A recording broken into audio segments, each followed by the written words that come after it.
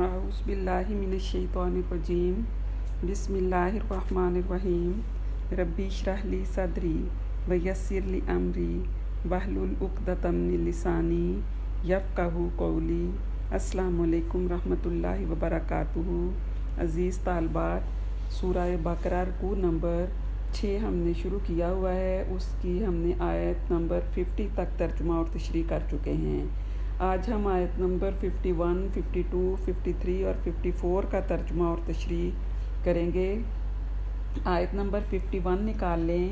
وَإِذْ وَعَدْنَا، وَإِذْ اور جب، وَعَدْنَا وعدہ لیا ہم نے، موسیٰ علیہ السلام سے، 40 لیلۃً رات، ثم پھر اتخذتم بنا لیا تم نے معبود، اجلا بچڑا، من سے بعد اس کے، وانتم اور تم ظالمون ظالم تھے، ثم پھر عفونا معاف کیا ہم نے، عنکم سے تم، من سے بعد ذالک اس کے، لعلکم تاکہ تم، تشکرون شکر کرو۔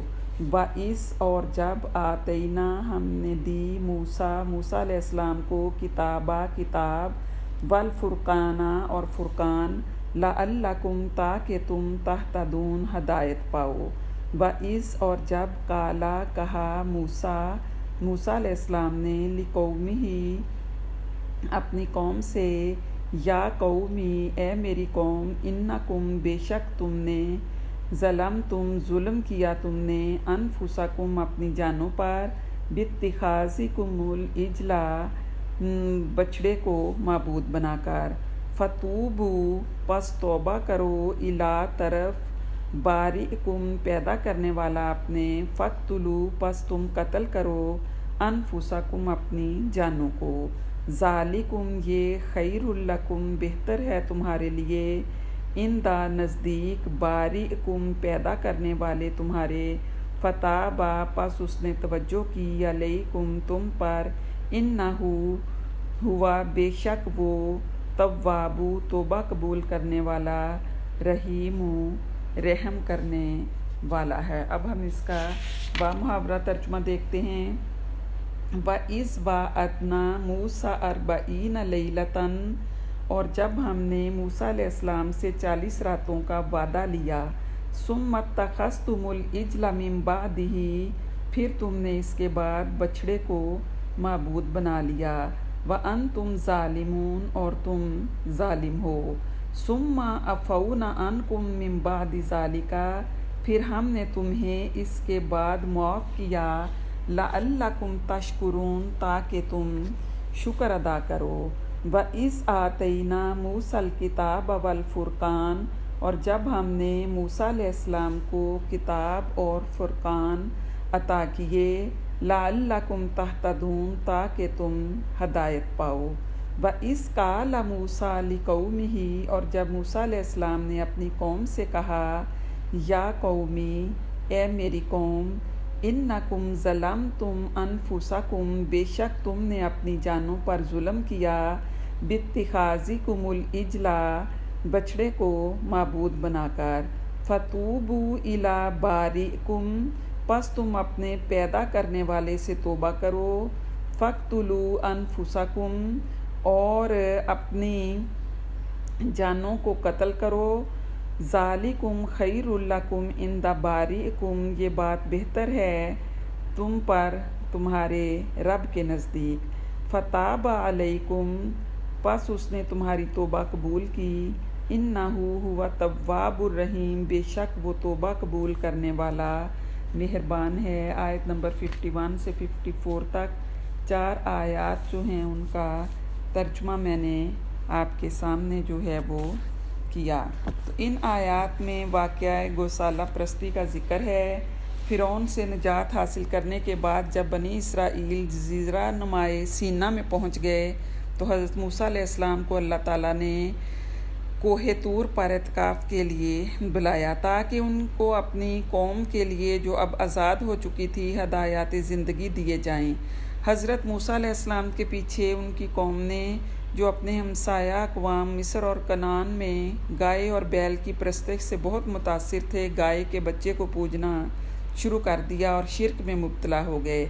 مصری یہ عقیدہ رکھتے تھے کہ کرۂ زمین گائے کے سر پر قائم ہے، اسی لیے گائے کی پرستش ہونی چاہیے۔ حضرت موسیٰ علیہ السلام کے حقیقی بھائی حضرت ہارون علیہ السلام ان لوگوں میں موجود تھے جو نبی کی حیثیت سے حضرت موسیٰ علیہ السلام کی مدد پر مقرر تھے۔ حضرت ہارون علیہ السلام نے ان لوگوں کو بہت سمجھایا کہ یہ شرک نہ کرو، لیکن وہ کہنے لگے کہ جب تک حضرت موسیٰ علیہ السلام نہ آ جائیں ہم ہرگز باز نہ آئیں گے۔ ادھر اللہ تعالیٰ نے حضرت موسیٰ علیہ السلام کو بتایا کہ اے موسیٰ، جس قوم کے لیے تم جلد ہدایت لے کر جانا چاہتے ہو اس نے تمہارے پیچھے بچڑے کی پرستش جو ہے وہ شروع کر رکھی ہے۔ حضرت موسیٰ علیہ السلام رنج اور غصہ سے واپس لوٹے اور نہایت غیظ و غضب میں اپنی قوم سے پوچھنے لگے کہ تمہیں کس بات کی جلدی تھی کہ میرا انتظار کیے بغیر یہ کام شروع کر دیا؟ لوگوں نے صرف ایک شخص سامری کی طرف اشارہ کیا کہ اس نے ہمیں اس بات پر اکسایا۔ حضرت موسیٰ علیہ السلام نے سامری کو کہا کہ تو پاگلوں کی طرح مارا مارا پھرتا رہے گا، یہ تیرے لیے دنیا کا عذاب ہے اور آخرت میں تو اللہ تعالیٰ کا عذاب مقرر ہو چکا ہے، اور ہم ابھی تیرے سونے کے بنائے ہوئے بچڑے کو جلا کر راکھ کر دیں گے تاکہ تم سب کو معلوم ہو جائے کہ تمہارا معبود دوسروں کو تو کیا خود اپنے آپ کو بھی ہلاکت سے نہیں بچا سکتا۔ پھر حضرت موسیٰ علیہ السلام نے حکم دیا کہ اب تم اپنے خالق کے حضور توبہ کرو اور اپنی جانوں کو خود قتل کرو، یعنی اپنے ان آدمیوں کو اپنے ہاتھوں قتل کرو جنہوں نے بچڑے کو معبود بنایا تھا اور اس کی پرستش شروع کر دی تھی۔ انہوں نے توبہ کی جسے باری تعالیٰ نے قبول فرمایا۔ یہ ان چاروں آیات میں اللہ تعالیٰ نے یہ بیان فرمایا۔ حضرت موسیٰ علیہ السلام جب طور پر توریت لینے کے لیے تشریف لے جانے لگے تو بنی اسرائیل سے یہ فرمایا کہ میرے اعتکاف کی مدت 1 ماہ ہے، یعنی 30 دن مدت بتا کر حضرت موسیٰ علیہ السلام کوہ طور پر اعتکاف کے لیے گئے تھے کہ میرے اعتکاف کی مدت 1 ماہ ہے، مدت پوری ہونے پر فوراً تمہارے پاس پہنچ جاؤں گا۔ ہارون علیہ السلام جو کہ حضرت موسیٰ علیہ السلام کے بھائی ہیں تمہارے پاس موجود ہیں، یہ تمہارے احوال کے نگران رہیں گے، مگر طور پر جا کر وہ مدت 30 کی بجائے 40 دن ہو گئی۔ اس تاخیر سے ایک شخص سامری نے فائدہ اٹھایا۔ اس نے جب دیکھا کہ بنی اسرائیل حضرت موسیٰ علیہ السلام کی تاخیر سے مضطرب ہو رہے ہیں، اس نے کہا کہ تم اپنے تمام زیورات میرے پاس لے آؤ جو تم نے مصریوں سے مستعار لیے تھے اور پھر واپس نہ کر سکے، تو میں تمہارے فائدہ کی ایک بات کروں۔ سامری گو ظاہر میں مسلمان تھا مگر اس کے دل میں کفر و شرک کی نجاست بھری ہوئی تھی۔ پس جب بنی اسرائیل نے تمام سونے کے زیورات لا کر اس کے حوالے کر دیے تو اس نے ان کو بھٹی میں ڈال کر پگھلایا اور اس سے گوسالہ یعنی بچڑا کا جسم تیار کیا اور پھر اپنے پاس سے ایک مشت خاک اس کے اندر ڈال دی۔ اس ترکیب سے وہ بچڑا جو ہے اس میں آثار حیات پیدا ہو گئے اور وہ بچڑے کی آواز بھائیں بھائیں بولنے لگا۔ اس سامری نے بنی اسرائیل سے کہا کہ موسیٰ علیہ السلام سے غلطی اور بھول ہو گئی کہ وہ خدا کی تلاش میں طور پر گئے، تمہارا معبود تو یہ موجود ہے۔ انہوں نے بآسانی اس کو قبول کر لیا۔ حضرت ہارون علیہ السلام نے دیکھا تو بنی اسرائیل کو بہت سمجھایا کہ ایسا نہ کرو، یہ تو گمراہی کا راستہ ہے، مگر انہوں نے ہارون علیہ السلام کی بات ماننے سے انکار کر دیا اور کہنے لگے جب تک موسیٰ علیہ السلام نہ آ جائیں ہم اس سے باز آنے والے نہیں۔ جب یہ نوبت پہنچی تو اللہ تعالیٰ نے حضرت موسیٰ علیہ السلام کو اس واقعہ سے مطلع کرنا ضروری سمجھا اور حضرت موسیٰ علیہ السلام سے پوچھا، موسیٰ تم نے قوم کو چھوڑ کر یہاں آنے میں اس قدر جلدی کیوں کی؟ حضرت موسیٰ علیہ السلام نے عرض کیا، خدایا اس لیے کہ تیرے پاس جلد حاضر ہو کر قوم کے لیے ہدایت حاصل کروں۔ اللہ تعالیٰ نے اس وقت ان کو بتایا کہ جس ہدایت کے لیے تم اس قدر مضطرب ہو وہ اس گمراہی میں مبتلا ہے۔ حضرت موسیٰ علیہ السلام نے یہ سنا تو ان کو سخت رنج ہوا اور غصہ و ندامت کے ساتھ قوم کی طرف واپس ہوئے اور قوم سے مخاطب ہو کر فرمایا، یہ تم نے کیا کیا؟ مجھ سے ایسی کون سی تاخیر ہو گئی تھی جو تم نے یہ آفت برپا کی؟ یہ فرماتے جاتے تھے اور غیظ و غضب میں کانپ رہے تھے، حتیٰ کہ ہاتھ سے توریت کی الواح بھی گر گئیں۔ بنی اسرائیل نے کہا ہمارا کوئی قصور نہیں، مصریوں کے زیورات کا جو بوجھ ہم ساتھ لیے پھرتے تھے وہ سامری نے ہم سے مانگ کر یہ سوانگ بنا لیا اور ہم کو گمراہ کر دیا۔ شرک منصب نبوت کے لیے ایک ناقابل برداشت شے ہے، اس لیے اور نیز اس لیے کہ حضرت موسیٰ علیہ السلام گرم مزاج بھی تھے۔ انہوں نے اپنے بھائی ہارون علیہ السلام کی گردن پکڑ لی اور داڑھی کی جانب ہاتھ بڑھایا تو حضرت ہارون علیہ السلام نے فرمایا برادر میری مطلق خطا نہیں ہے، میں نے ان کو ہر طرح سے سمجھانے کی کوشش کی مگر انہوں نے کسی طرح نہ مانا اور کہنے لگے کہ جب تک موسیٰ علیہ السلام نہ آ جائیں ہم آپ کی بات سننے والے نہیں، بلکہ انہوں نے مجھ کو کمزور پا کر میرے قتل کا ارادہ کر لیا تھا۔ جب میں نے یہ حالت دیکھی تو خیال کیا کہ اب اگر ان سے لڑائی کی جائے اور مومنین کامل اور ان کے درمیان جنگ برپا ہو تو کہیں مجھ پر یہ الزام نہ لگایا جائے کہ میرے پیچھے قوم میں تفرقہ ڈال دیا، اس لیے میں نے خاموشی کے ساتھ آپ کا انتظار جو ہے وہ کیا۔ پیارے بھائی تو میرے سر کے بال نہ نوچ اور نہ داڑھی پر ہاتھ چلا اور اس طرح دوسروں کو ہنسنے کا موقع نہ دے۔ ہارون علیہ السلام کی یہ معقول دلیل سن کر حضرت موسیٰ علیہ السلام کا غصہ ان کی جانب سے فرو ہو گیا۔ اب سامری کی جانب مخاطب ہو کر فرمایا سامری تو نے یہ کیا ڈھونگ رچایا؟ سامری نے جواب دیا کہ میں نے ایسی بات دیکھی جو ان بنی اسرائیلیوں میں سے کسی نے نہیں دیکھی، یعنی غرق فرعون کے وقت حضرت جبرائیل علیہ السلام گھوڑے پر سوار اسرائیلیوں اور فرعونیوں کے درمیان حائل تھے۔ میں نے دیکھا کہ ان کے گھوڑے کے سم کی خاک سے اثر حیات پیدا ہو جاتا ہے اور خشک زمین پر سبزہ اگاتا ہے، تو میں نے حضرت جبرائیل علیہ السلام کے گھوڑے کے قدموں کی خاک سے ایک مٹھی بھر لی اور اس خاک کو اس بچھڑے میں ڈال دیا اور اس میں زندگی کے آثار پیدا ہو گئے اور یہ بھاں بھاں کرنے لگا۔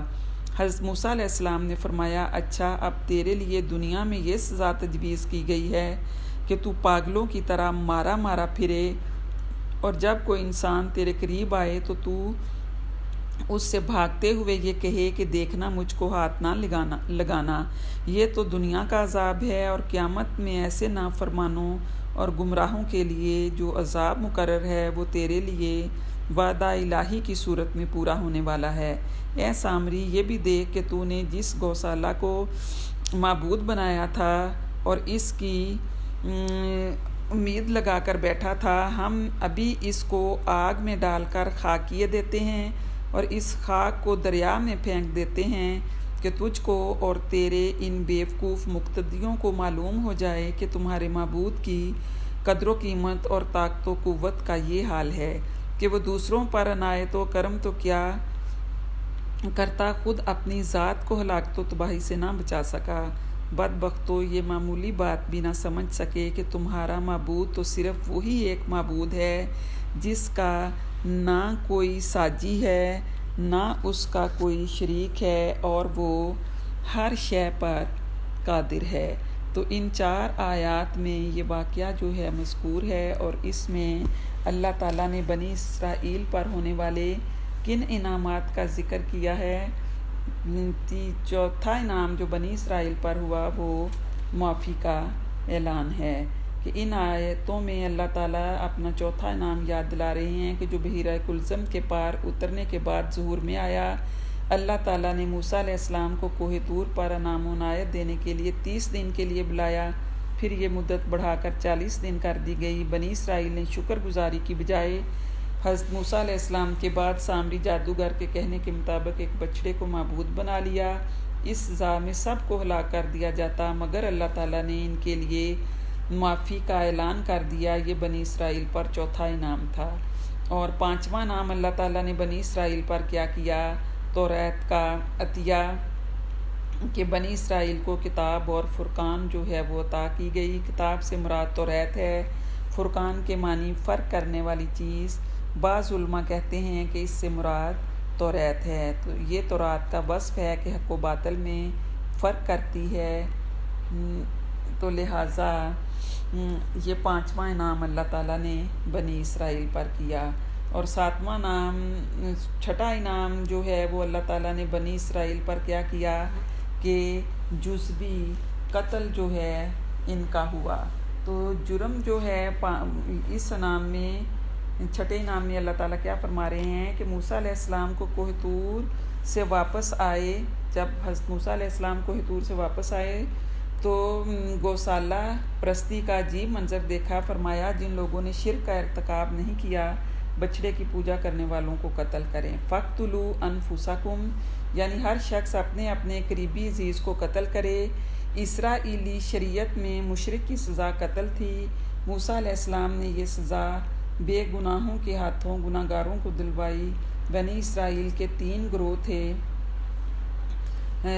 پہلے نمبر پر وہ گروہ جو گوسالہ پرستی سے کنارہ کش رہے، انہوں نے دوسروں کو بھی اس سے منع کیا، یعنی ایک وہ لوگ تھے جنہوں نے بچھڑے کی پوجا نہیں کی اور دوسروں کو بھی پوجا کرنے سے منع کیا۔ دوسرا وہ گروہ جنہوں نے بچھڑے کی پوجا کی۔ تیسرا وہ گروہ جنہوں نے خود تو بچھڑے کی پوجا نہ کی مگر دوسروں کو بھی منع نہ کیا۔ علماء کے قول کے مطابق تیسرے گروہ کو حکم دیا گیا کہ دوسرے گروہ کو قتل کریں تاکہ ان کے خاموش رہنے کا کفارہ ہو جائے۔ پہلا فریق اس توبہ میں شریک نہ ہوا کیونکہ ان کو توبہ کی حاجت نہ تھی، اس لیے کہ انہوں نے نہ تو بچھڑے کی پوجا کی اور دوسروں کو منع بھی کیا۔ تیسرے گروہ نے کیا کیا کہ خود پوجا تو نہ کی لیکن دوسروں کو منع نہیں کیا، چنانچہ جب قتل شروع ہوا تو اللہ تعالیٰ نے معاف کر دیا۔ لہٰذا اس آیت سے ہمیں یہ بھی پتہ چلتا ہے کہ برائی سے کو دیکھ کر برائی سے روکنا جو ہے وہ ضروری ہے، اور جو لوگ برائی کو دیکھ کر برائی سے نہیں روکتے تو وہ بھی پھر اس عذاب میں جو ہے وہ مستحق سزا ہو جاتے ہیں۔ آپ صلی اللہ علیہ وآلہ وسلم کا فرمان ہے کہ تم میں سے جو کوئی برائی کو دیکھے اسے چاہیے کہ ہاتھ سے اسے روک دے، اگر ہاتھ سے روکنے کی استطاعت نہ ہو تو اسے زبان سے منع کرے، اور اگر زبان سے بھی منع کرنے کی استطاعت نہیں تو پھر دل سے برا جانے، لیکن یہ کمزور ترین ایمان ہے۔ اور آپ صلی اللہ علیہ وسلم کا فرمان ہے کہ اس ذات کی قسم جس کے قبضہ قدرت میں میری جان ہے، تمہیں ضرور نیکی کا حکم دینا ہوگا اور برائی سے روکنا ہوگا، ورنہ عین ممکن ہے کہ تم سب پر عذاب آئے، پھر تم اس عذاب سے بچنے کی دعائیں کرو گے لیکن تمہاری دعائیں قبول نہیں ہوں گی۔ تو اللہ تعالی ہم سب کو شرک اور ہر طرح کے گناہوں سے بچنے کی توفیق عطا فرمائے، آمین یا رب العالمین، آمین۔ وما علینا الا البلاغ۔